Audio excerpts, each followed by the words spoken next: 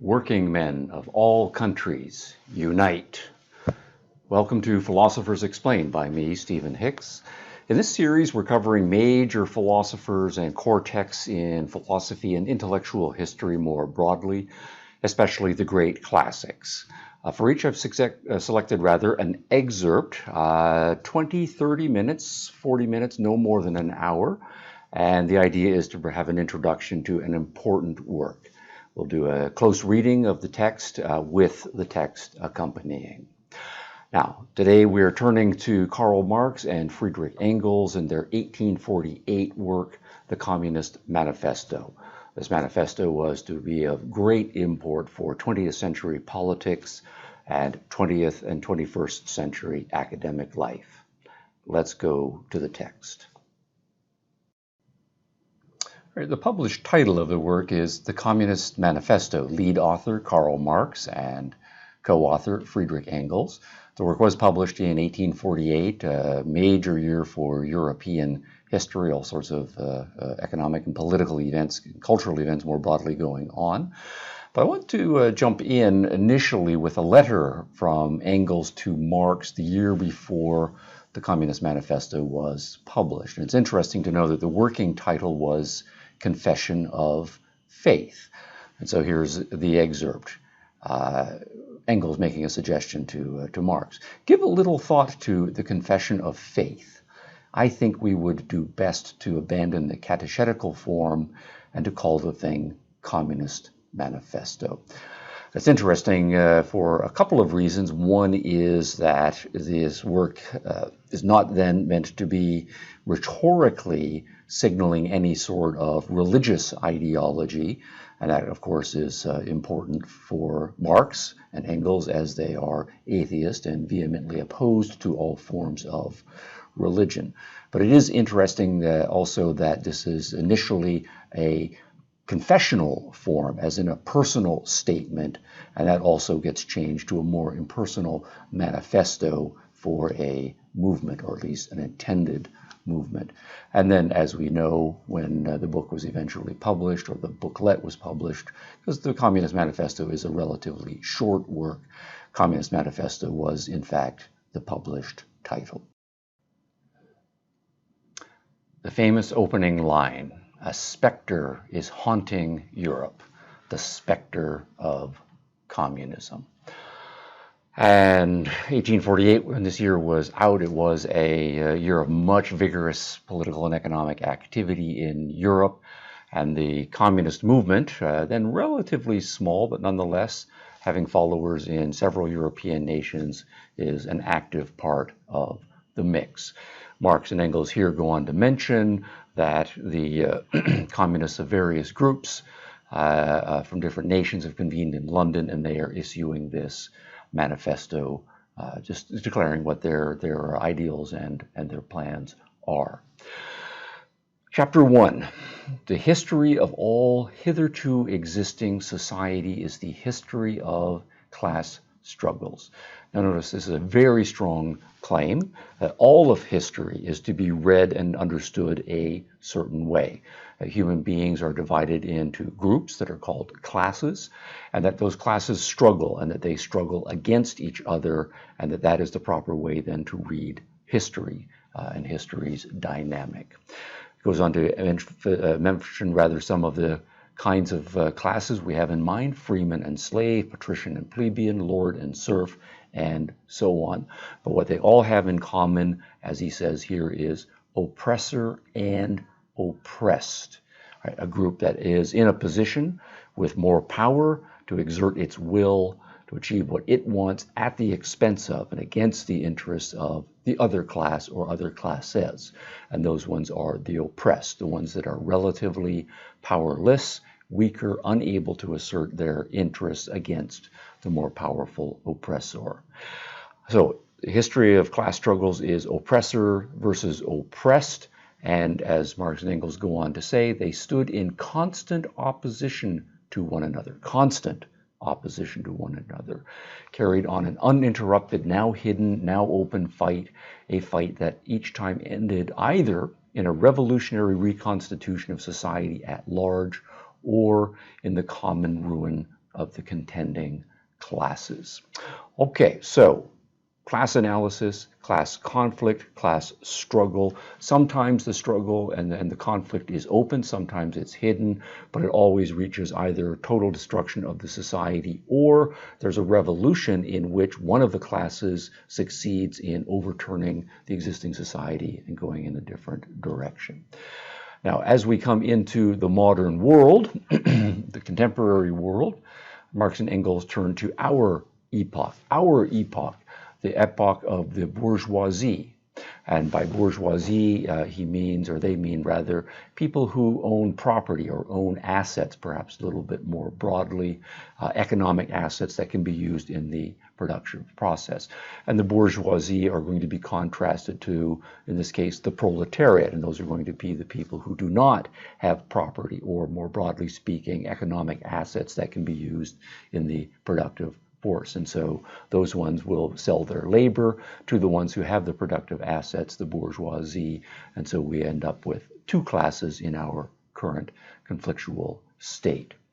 In our epoch, then, the epoch of the bourgeoisie, it possesses, however, this distinctive feature. It has simplified class antagonisms. Society as a whole is more and more splitting into two great hostile camps, two great classes directly facing each other, bourgeoisie and proletariat. And the point is going to be that compared to all other historical epochs, the number of classes that are operative and in conflict has reduced to two essentially contending classes. Perhaps if we go back just one epoch to the feudal era, then we would have the king and the royal family constituting a class, and there would be the class of the nobles. There might be the class of the skilled tradesmen in the various guilds. There would be a peasant class. There would be serfs and or slaves, and then there also would be the class of the clergy. So in feudalism, there was all of this class conflict going on, but it was a multi-dimensional and multi-class conflict that was going on. What has happened in the transition from the feudal era to the capitalist era, or the bourgeoisie dominated era, is a reduction in the number of contending classes. What has also happened in the era of the bourgeoisie, the last 300, 400, 500 years or so, putting ourselves in the perspective of the middle part of the 1800s. What then has happened is many of the traditional feudal classes have gone away or they have declined significantly in power, but the ascendancy of the bourgeoisie has been dominant. What has also characterized this epoch is the size of markets growing. We are entering into the era of globalization, where there's a whole lot more international trade. There is now crossings of the ocean. There's awareness of all of the continents. And so the bourgeoisie has extended its market power to the whole globe. As a result of that, demand is also increasing. And so simple manufacturing, the root of manufacturing is the word hand. So hand manufacturing is not enough to keep up with this increasing demand and increasing global markets. And so what the bourgeoisie have also done is introduced industrial manufacture, and we've seen the Industrial Revolution. Thereupon, steam and machinery revolutionized industrial production. So we are producing for the whole globe, and we are producing on a much larger scale, and it's being driven by steam and machinery. Next significant point, all of these economic transformations, and Marx and Engels argue that fundamental transformations are always first economic, but they do have implications for other aspects of culture. These economic transformations are then translated into political transformations. So, next paragraph rather. Each step in the development of the bourgeoisie was accompanied by a corresponding political advance of that class. As the bourgeoisie become more economically powerful, they translate that economic power into political power, perhaps by bribing politicians, bribing judges, bribing whoever happens to have the political power, or themselves being in a position to assume various sorts of political office because they can use their wealth for better advertising, for purchasing in some cases positions, or traveling in the right circles, throwing the right kinds of parties, getting the right kind of education in order to be able to enter into the political class. And then once the bourgeoisie enter into the political class, they then transform the laws in a way that those laws support and foster their economic interests. And that's what the end of this paragraph goes on to claim. The bourgeoisie has at last, since the establishment of modern industry and of the world market, conquered for itself the modern representative state, exclusive political sway. Carrying on, the executive of the modern state is but a committee for the managing of the common affairs of the whole bourgeoisie. So what we have politically, then, the claim is in the 19th century is that the state, whatever form the state is taking in the modern world, really it is an adjunct of or in the service of certain economic interests, and those economic interests are dominated by the bourgeoisie class and not any other class as well. So this then is to say the bourgeoisie has effected a revolutionary transformation from feudalism. Feudalism dominated Europe and other parts of the world for many, many centuries, in some cases for millennia. In a relatively short time, the bourgeoisie have stripped away everything, mounted a revolution, and we are now into the capitalist era. And that's what this long next paragraph goes on to say. The rhetoric is quite strong here, and it's interesting rhetoric, so I want to spend some time with it.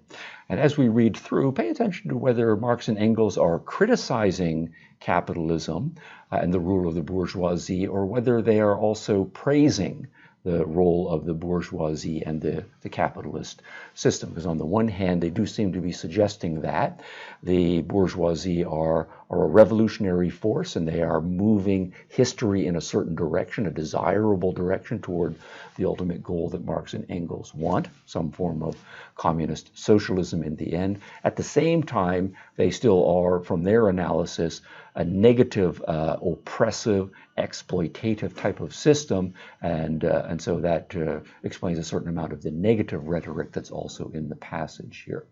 So it has put an end to all feudal, patriarchal, idyllic relations, okay, and that is a good thing.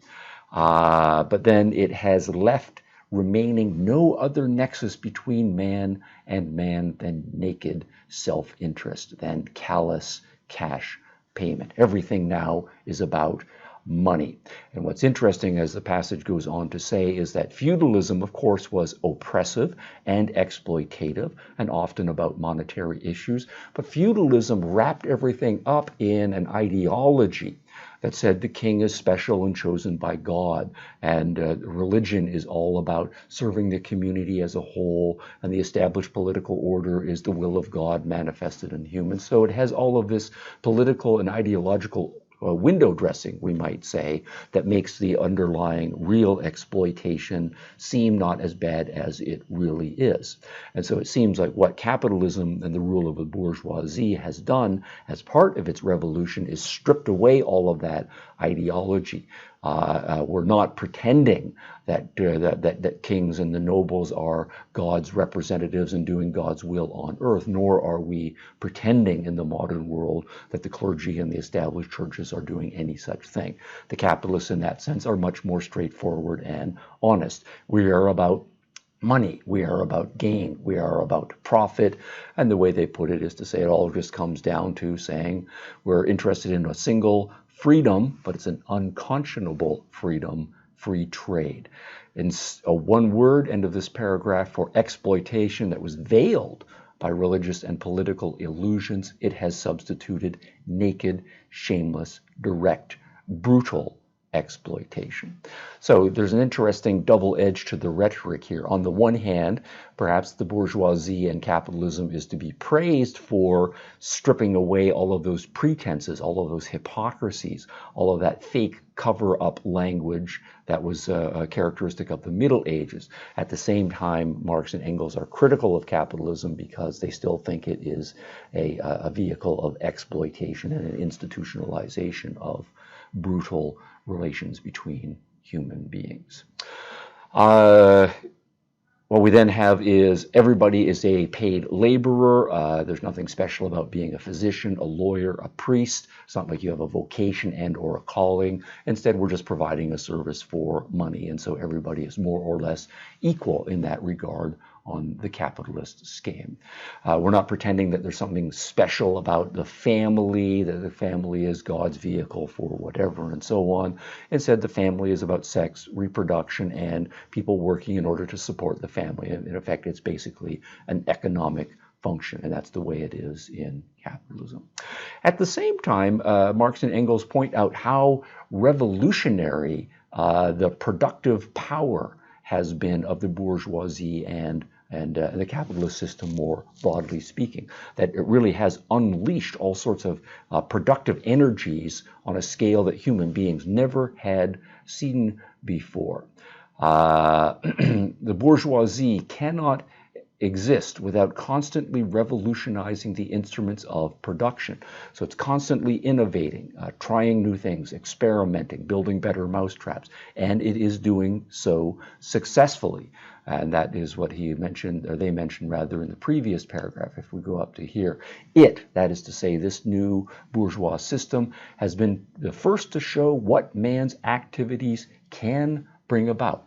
It has accomplished wonders, far surpassing Egyptian pyramids, Roman aqueducts, and Gothic cathedrals. It has conducted expeditions that put in the shade all former exoduses of nations and crusades. So on the one hand, the rhetoric does seem to be condemnatory about capitalism and the bourgeoisie, but on the other hand, however condemnatory we might be about the methods and some of the results, Marx and Engels do also seem to be suggesting that capitalism is a progressive type of system relative to the others because it produces a whole lot more of the kinds of things that human beings need and want. And if, for example, solving the problem of poverty, famine, and so on has been something that has plagued human beings forever, capitalism, the system, has shown itself through its productive magnificence able to produce the kinds of things that in principle could lift all of us out of poverty and eliminate famines altogether.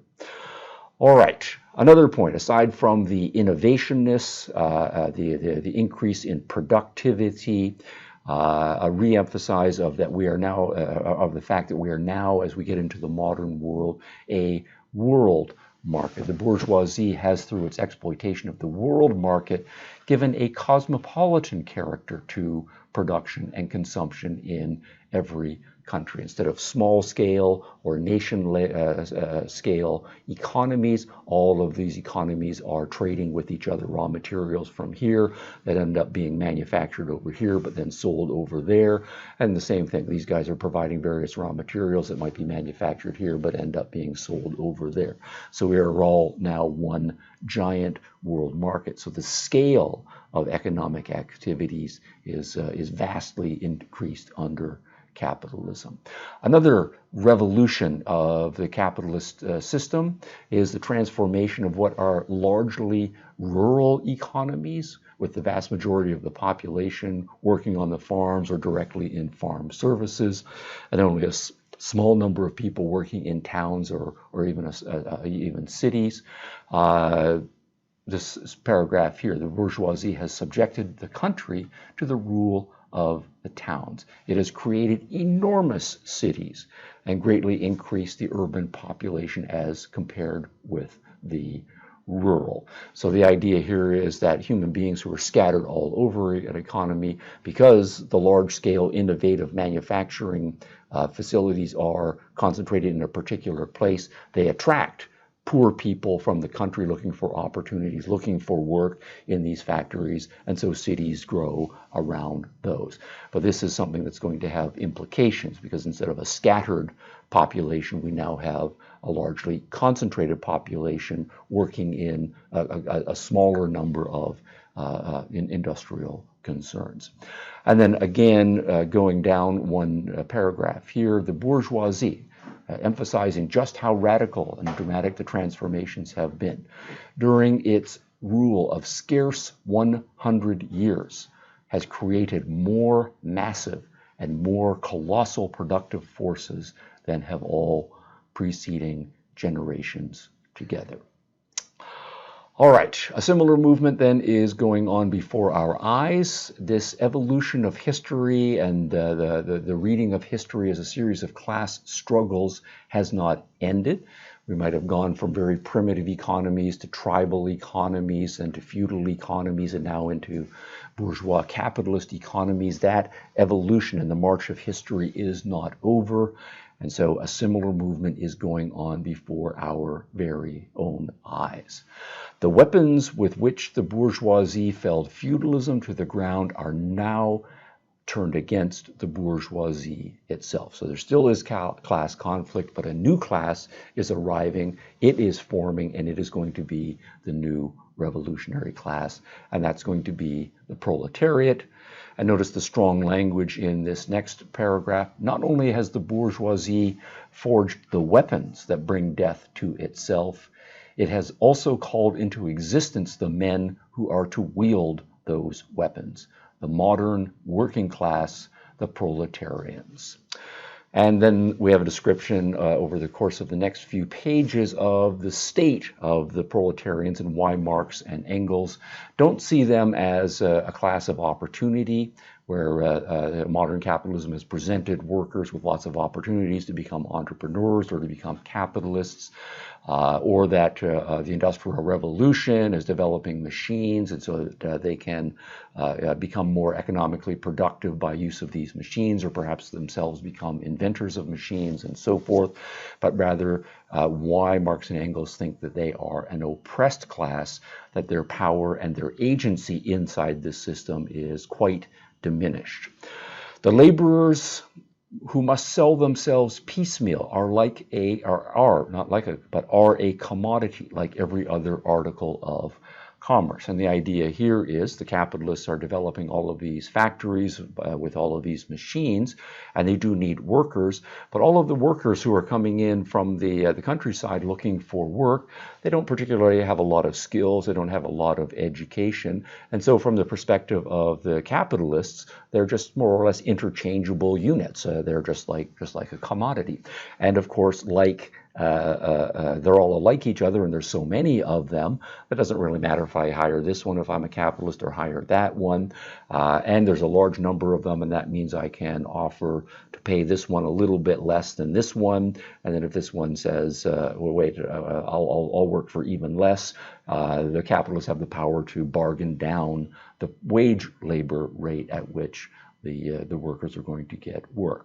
So they are exploited due to their initial untrained status relative to the new machineries, and there being a large mass of interchangeable units who don't individually have very much bargaining power. At the same time, the kind of work that they are doing, before they were working with their hands, they were doing a whole lot of different things, so they had multiple skills, perhaps they were jacks of all trades.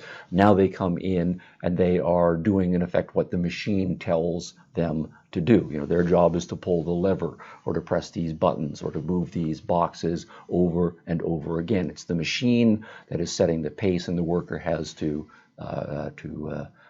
do what the machine says. And so the way they put it here is he, that is to say the laborer, becomes an appendage of the machine. So there's a kind of dehumanizing. You're not even in control of your own pace and what you are supposed to do. And of course there's the social relation. The boss, the capitalist, is telling you what to do as well. And so as a result of this description, what we have is a summary of their enslaved state. So it's not only that it's a difficult state, the language is quite strong here. Not only are they, that is to say the proletariat, slaves of the bourgeois class. They have to work for the capitalists. They have to work for those who own the capital assets. But the bourgeois class is backed up by the political forces. They are also slaves of the bourgeois state. They don't have rights, privileges for their class interests represented in the state, and they are daily and hourly enslaved by the machine. So modern technology, modern economic arrangements, modern political arrangements all are oppressive of the proletariat. It is a new form of the word they use here, despotism. Of course, the capitalists will say it's all about freedom, but the Marxist analysis is that it is a form of despotism.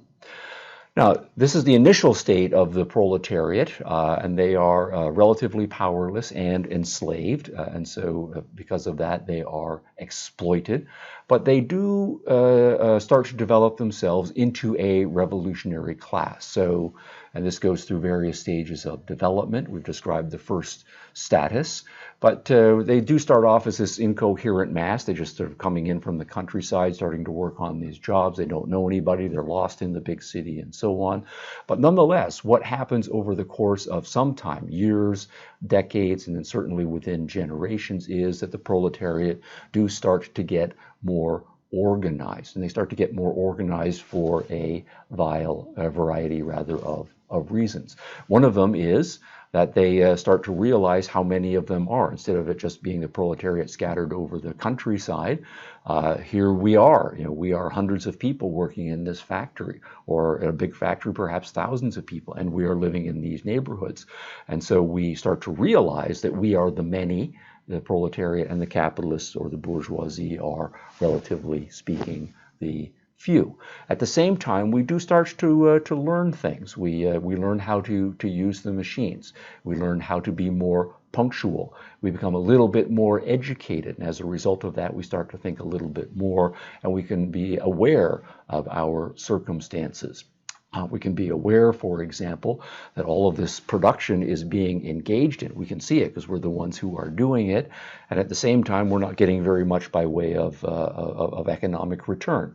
It's the capitalists who are getting the profits and becoming extraordinarily rich, and so we're going to start to think about that.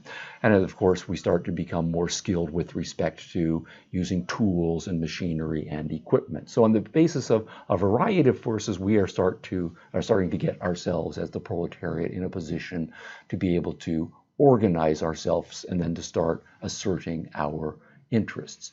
And so they go on to say, thereupon the workers begin to form combinations, trade unions against the bourgeoisie. And on the result of that, instead of bargaining, say, with the factory owner as an individual, we will get together as 100 people and negotiate as a group of 100. That gives us more bargaining power. We also then are able to organize ourselves, and in addition to asserting directly our economic interests, we can start to enter into the political process. We can agitate to get the vote, or we can pool our resources and put pressure on the politicians. And so this is the next paragraph. This organization of the proletarians into a class and consequently into a political party is continually being upset by the competition between the workers themselves. Now, of course, Marx and Engels are going to argue that this is progress, but it's ultimately going to be unsatisfactory because the various proletariat parties and the trade unions are going to disagree amongst each other. Some of them are going to have some corrupt individuals, but also the other classes, the bourgeois class and all of its subgroupings itself, has its own interests, and it's going to be able to fight back. And then the now established political interests, there's going to be a bureaucracy, there are judges, there are executive branches, and so on. A lot of them, the claim is that they're going to be in the pockets of the capitalists, but also they are starting to form some semi-independent kind of political interests of their own, the formation of a more permanent bureaucratic political class, and they're going to resist the trade unions and the rising up of the workers who wanted to change things. So while Marx and Engels will argue that through these democratic methods, the workers can organize themselves and perhaps achieve some measure of progress, it's ultimately going to be unsatisfactory. And that is why, toward the end of this first book, they then go on to say, really what has to happen, though, is the proletariat need to become not an evolutionary class, and through piecemeal negotiations and legislative reforms and so on, slowly gain more rights, privileges, and have their interests advanced. What we need is something much more drastic. We need a revolution. The proletariat alone is a really revolutionary class. The development of modern industry therefore cuts from under its feet the very foundation with which the bourgeoisie produces and expropriates products.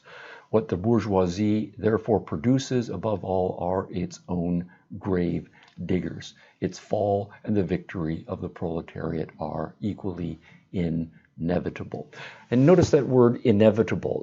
This is a part of the Marxist philosophy, that there are economic forces operative in the world, that the world is a physicalistic system driven by materialist forces, the most fundamental of which are economic.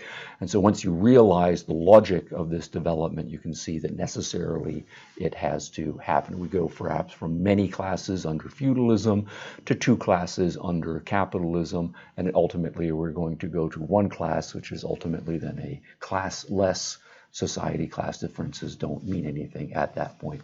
And this is going to be an inevitable process. So the claim here is that this is not merely an aspiration or a hope that depends on us. This is something that is built into the way the world works, and it's an inevitable necessity. Also, interestingly, he argues that the bourgeoisie, this is built in here, that the bourgeoisie is at the same time the exploiter of the proletariat. It molds the proletariat, uses the proletariat for its own interest at the expense of the proletariat. But in the long run, the bourgeoisie are cutting their own throat, because in order to use the proletariat, they have to organize and improve the proletariat to some measure, and to the extent that they do so, they enable the proletariat to become powerful enough to rise up and kill off the bourgeoisie who initially were exploiting them. All right, moving on to chapter 2, we get a more explicit description of what the revolution is going to require and what the revolution is going to lead to. So the immediate aim of the Communist Party is the same as that of all other proletarian parties: the formation of the proletariat into a class. We need to get the proletariat organized to overthrow bourgeois supremacy and then to become the new political powers themselves.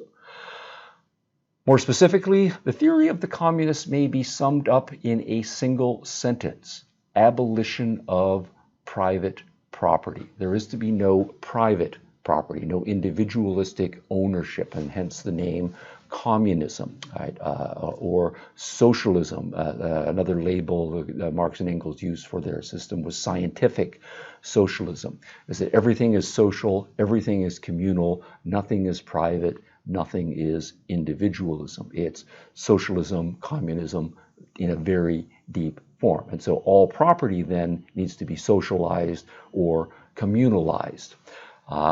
Same thing holds for the next item here: abolition of the family. The family is currently constituted as a private relationship, set of relations rather. The man and the woman, they choose each other, they get married, they create a family, and they say things like, this is my child, my son, my daughter, this is my family, and they put precedence over their family unit over the society as a whole. And what Marx and Engels want to argue is the proper community is society as a whole. In fact, it's going to be the entire world population, as we see. And so the family as a private institution also needs to be abolished. Education also needs to be socialized. It's not the responsibility of parents to educate their children or for businesses to educate their workers. Rather, that's going to be a broader social commitment of the communist society as a whole to control education for the approved of purposes. Also, we need to get past the idea of countries and nations. So Marx and Engels are German, but the argument here is that they're not ethnically German in any deep fundamental way, right? Or if you're a German worker, it's your worker status. That's the important thing to your identity, not your German status. You, as a worker, have the same interests as a person maybe 200 kilometers to the west who happens to be in a nation called France, but the fact that one of you is German and the other of you is French, that's not the important issue. It shouldn't be nations versus nation. It should be the common economic interests of all workers. And so it's going to be workers of the world who need to unite, rather than this ethnic focus or one's national focus. That's not the right community or not the right social level of analysis. As they go on to say, the working men have no country. All of their economic interests are the same around the world. And so what we need to do is abolish nations, abolish ethnic identity as well. What will happen is when the proletariat get their act together and become a true revolutionary force, the proletariat will use its political supremacy to wrest by degrees all capital from the bourgeoisie, to centralize all instruments of production in the hands of the state. So we'll have a government-managed economy, no private property, and the state will be managed by the proletariat on behalf of the proletariat, and the bourgeoisie as a class will disappear. Now, this is going to be not a nice transition. Of course, in the beginning, as they go on to say here, this cannot be effected except by means of despotic inroads on the rights of property. And it might even seem not only are we violating human rights or violating all sorts of more prohibitions, doing what bourgeois morality might say are terrible, horrible things to human beings, including taking all of their property and killing off the resistors. It might also seem that many of the measures that we are going to engage in order to centralize production, have the government take over and manage everything, might seem to be economically insufficient and untenable compared to the capitalist productive ways of doing things. Nonetheless, we will bear those economic costs, we will bear those moral costs in order to achieve the revolution. And then we have an interesting 10-point list of what Marx and Engels will see as the steps that will be put into place in order to achieve communism during this despotic or dictatorial phase of the communism. So there's going to be the abolition of all property in land, all rents, that is to say, any income from land is going to go to the government for public purpose. Heavy progressive or graduated income tax, the more you earn, the higher a rate of tax you pay, and presumably then the more you are able to work, the harder you should be working. Abolition of all rights of inheritance. You don't pass on your personal property to other people of your choosing. All property goes to the community as a whole. If initially people don't like it and they want to leave, well, they can't take their property with them. Anybody who's an emigrant or a rebel can have their property confiscated. All credit, all banking, all capital will be owned by and managed by the state, an exclusive monopoly, so no private banking, no private financing. All means of communication controlled by the state, all methods of transportation controlled by the state as well. And we carry on in this vein. At the same time, everybody has an obligation to work. Work is not a choice, it's an obligation to the community as a whole, and so on. So finally, we get to just a few remarks about Chapter 4. Chapter 3 goes through the existing socialistic parties in Europe and differentiates and compares communism with them. So I've excerpted away from all of that, but interesting reading if you want to follow up on that on your own. But finally, a declaration toward the end of chapter 4. The communists disdain to conceal their views and aims. They openly declare that their ends can be attained only by the forcible overthrow of all existing social conditions. Let the ruling classes tremble at a communistic revolution. The proletarians have nothing to lose but their chains. They have a world to win. Working men of all countries unite. Now, a few things are interesting here. No evolutionism, no peaceful transitions. Instead, this needs to be a revolution, and it has to be forcible. It has to be violent, and so it's going to be a violent revolution necessarily that is being called for. And then this final point: working men of all countries. We're not interested in having a communist revolution only in this place. Our goal ultimately is the entire world. We need to have an international or a worldwide socialism, a violent revolution that will take over the entire world and bring things to communism.